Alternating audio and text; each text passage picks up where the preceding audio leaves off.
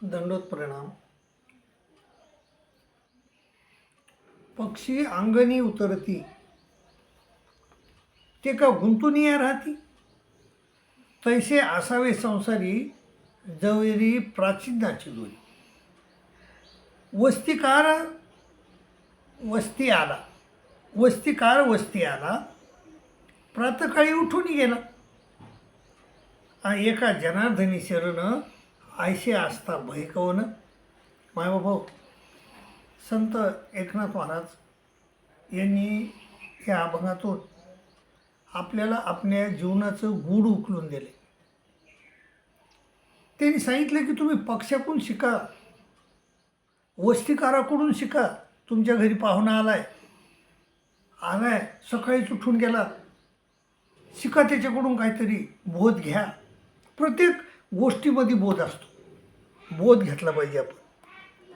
एक दिवशी एका माणसानं सांगितलं की बाबा, एका संतानं सांगितलं की बाबा, हा जो जन्म आहे, मनुष्य जन्म आहे, हा मनुष्य जन्म अमूल्य आहे.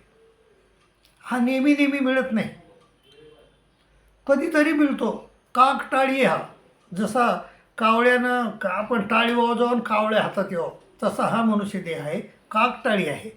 तर हा मनुष्य जन्म सांभाळला पाहिजे. मनुष्य जन्म हे एक साधन आहे, साधन. हा देह एक साधन आहे, ते साध्यापर्यंत परमेश्वर प्राप्तीपर्यंत जाण्याचं ते साधन आहे. साधन जपलं पाहिजे. आणि असं त्यांनी सांगितलं, त्या साधूनं सांगितलं, साधन जपलं पाहिजे. आणि इथं जास्तीत जास्त ह्या देहामध्ये राहण्याचा प्रयत्न केला पाहिजे. हा देह जेवढा कसा टिकन, ह्या देहामध्ये आपण किती दिवस जास्त राहू याचा प्रयत्न केला पाहिजे. कारण मायबाभाऊ ते साधून सांगितलं की दुसऱ्या आपण वारल्यानंतर आपल्याला कोणता जन्म भेटेल याची गॅरंटी नाही, आपल्याला माहीत नाही. जर पशुपक्ष्याचा, स्त्रियांचा पक्ष जर जीवन भेटलं तर तिथं आपल्याला गोविंद माधव म्हणता येत नाही, इथं गोविंद माधव म्हणता येते. आणि मायबाबा हाच बोध मी घेतला त्याच्याकडून. मी तर संसारात त्रासलो होतो, मी आत्महत्या करायला निघलो होतो, पण त्या साधूना बोध घेतला मी. साधूनं सांगितलं की हा देह अमूल्य आहे आणि इथं हा देह जेवढा टिकून तेवढा टिकला पाहिजे, टिकवता आला पाहिजे तुम्हाला. आणि टिकून तुम्ही परमेश्वराचं चिंतन घडोघडी केलं पाहिजे. कर टाळी बोला मुखे हरिनाम, कर टाळी परमेश्वराचं चिंतन केलं पाहिजे, असं त्यानं सांगितलं. आणि मी माझा आत्महत्या करण्याचा बेत रद्द केला. मायबाबा असा बोध आपल्याला घेतला पाहिजे. पक्षी अंगणात उतरतात, पक्षी अंगणी उतरते कशाला? फक्त त्याला काय पाहिजे असतं, अंगणात उतरून आपण वाळू घातलेली जी ज्वारी असते त्याचा एक दाणा पाहिजे त्याला, जास्त नाही पाहिजे. पक्षी अंगणी उतरती ते का गुंतून या राहते, तिथं गुंतून राहत नाही. ते काय करतात मग ते त्यातला त्या 10-5 किलो धान्यामधला एकच दाणा घेतात आणि उडून जातात. पक्षी अंगणी उतरती ते का गुंतून या राहती. तैसे असावी संसारी जवळी प्राचीन नाची दोन. तसं माणसानं ह्या संसारात राहिलं पाहिजे. मायबाबा हा संसार हा एक अंगण, संसार एक अंगण हे. आणि त्या अंगणामध्ये आपण उतरलेले पक्षी आहोत. इथं लय दिवस राहायचं नाही आपल्याला फक्त इथं 100 वर्ष राहायचं आहे. आणि इथं 100 वर्ष राहून आपल्याला काय करायचं आहे? आपल्याला एक दाणा उचलायचा, ज्वारीचा दाणा घेऊन आपल्याला उडून जायचं आहे. कोणचा आहे दाणा? तो परमेश्वराचा आनंद. आपल्याला आपण जसे पक्षी ह्या अंगणात उतरतात कशासाठी? दाणे टिपायला. आपण देखील पक्षी आहोत. आणि इथं आपण कशाला उतरलो आहोत? परमेश्वराचं ज्ञान, परमेश्वराचं प्रेम प्राप्त करून घ्यायला. परमेश्वराचा जो आनंद आहे परमेश्वराजवळ, तो आनंद प्राप्त करून घ्यायला इथं आपण उतरलो आहोत. आणि तो आनंद आपण घ्यायचा आहे. पक्षी नेहमीच काही दाणे टिपण्यात यशस्वी होत नसतात का? बऱ्याच वेळेस ती बाई जी असते जिनं दाणे तिथं ज्वारी म्हणजे वाळू घातलेली, ती बाई येत असती, पाखऱ्याला उडून लावित असते. लय मोठे पाखरं बसले की उडून लावित असते. तसं आपल्याला देखील ह्या देवता ज्या आहेत, ह्या देवता उडून लावतात.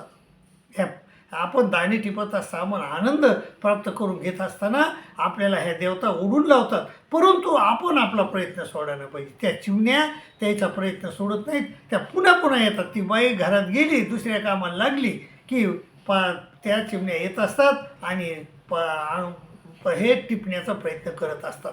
तसं आपण देखील आपल्याला जरी संकट आले, आपण प्रमादित झालो, आपण त्याच्यावर ढळलो, तरीही आपण त्याचा प्रयत्न सोडायला पाहिजे. हा बोध आपण त्या पाखराकडून घ्यायचा आहे, पक्ष्याकडून घ्यायचा आहे, चिमणीकडून. पक्षी अंगणी उतरती ते का गुंतून यायला ती तिथं गुंतून राहत नाहीत. आणि तसे असावे संसारी जवळी प्राचीनाची दोरी. तसं माणसानं संसारात राहायला पाहिजे. आणि जोवर आपली प्राचीनाची दोरी आहे, जोवर आपलं वय आहे, आयुष्य आहे, आणि आयुष्य हा मनुष्य देह टिकून ठेवला पाहिजे, हा बोध आपण घेतला पाहिजे चिमण्यापासून. आणि दुसरं, आपल्या घरी पाहुणा येतात, वस्तीकार वस्ती आला, तो काही तिथंच राहिला का? पाहुणा आपल्या घरी आला, वस्तीकार वस्ती आला, प्रातःकाळी उठून गेला. तो सकाळी झालं की उठून गेला. तो वस्तीला आलेला पाहुणा जो असतो, आपल्याकडं पाहुणा येतो, तो काय आपल्याच घरी राहतो का? नाही राहत आपल्या घरी. तो सकाळीच उठून जातो. त्याप्रमाणे आईबाप आपण त्या वस्तीकारापासून बोध घ्यायला पाहिजे, पाहुण्यापासून बोध घ्यायला पाहिजे. हे घर आपलं नाही. त्या संसाराला पाहुण्याला जसं वाटतं की हे घर माझं नाही, हे घर मी ज्या घरी आलो त्या घरच्या मालकाचं आहे, माझं घर नाही. तसं आपल्याला वाटलं पाहिजे. हा संसार आपलं घर नाही. संसारात तुम्ही एक पाहुणे आहात, पाहुणे. आणि इथं तुम्ही फार दिवस राहणार नाही. जोवर तुमची प्राचीनाची दोरी आहे तोवर तुम्ही ह्या संसारात राहणार आहात. जोवरी प्राचीनाची दोरी. जो वस्तीकार वस्ती आला, तो काही वस्तीकार वस्ती आला, प्रातःकाळी उठून गेला, तो प्रातःकाळी उठून जातो. पण त्याच्याकडून एक बोध घ्यायचा आहे आपल्याला की आपण बी देखील वस्तीकार आहोत. आपण ह्या संसारामध्ये आलेले, आपण एक पाहुणे आहोत. आणि आपण ह्या संसार काही आपला नाही.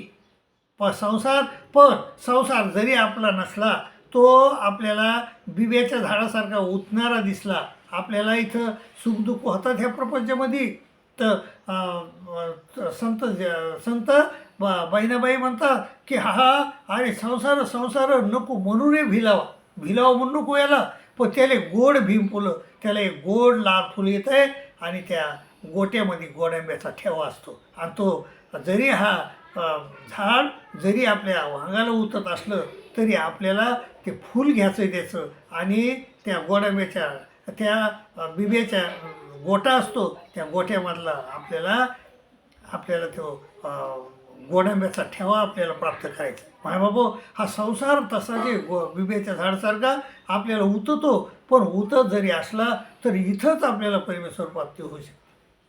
हाच परमेश्वर प्राप्तीचा उपाय आहे. आपला परमेश्वर प्राप्तीची जागा म्हणजे प्रपंच आहे. आणि ह्या प्रपंचात आल्याशिवाय आपल्याला परमेश्वर प्राप्त होत नाही. आपल्याला बोलत नाही. तो अव्यक्तात परमेश्वर, आपण बी अव्यक्त, परमेश्वर अव्यक्त. परमेश्वर काय बोलणं आपल्याला, पण इथं आल्यावरच आपल्याला परमेश्वर बोलू शकतो. आणि परमेश्वराची साथ आपल्याला भेटू शकते. परमेश्वर आपल्याला ज्ञान देऊ शकतो.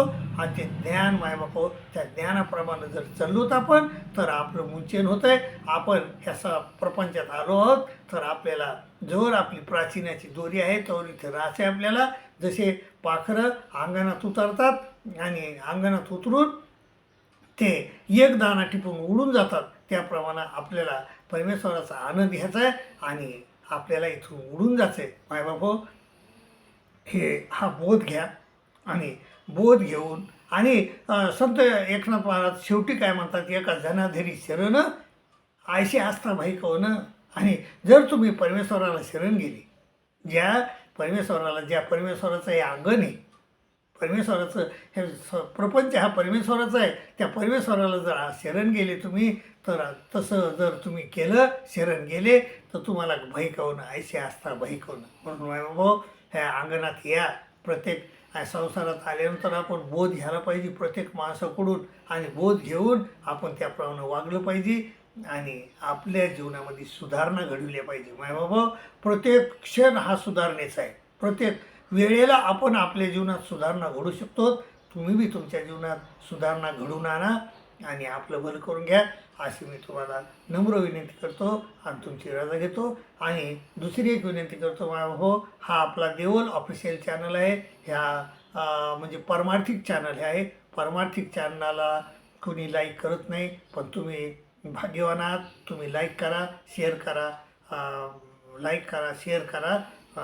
आणि म्हणजे विनामूल्य पुण्य आपल्या पदरी पाडून घ्या अशी मी तुम्हाला नम्र विनंती करतो आणि तुमची रजा घेतो. दंडोत प्रणाम, दंडोत प्रणाम, दंडोत.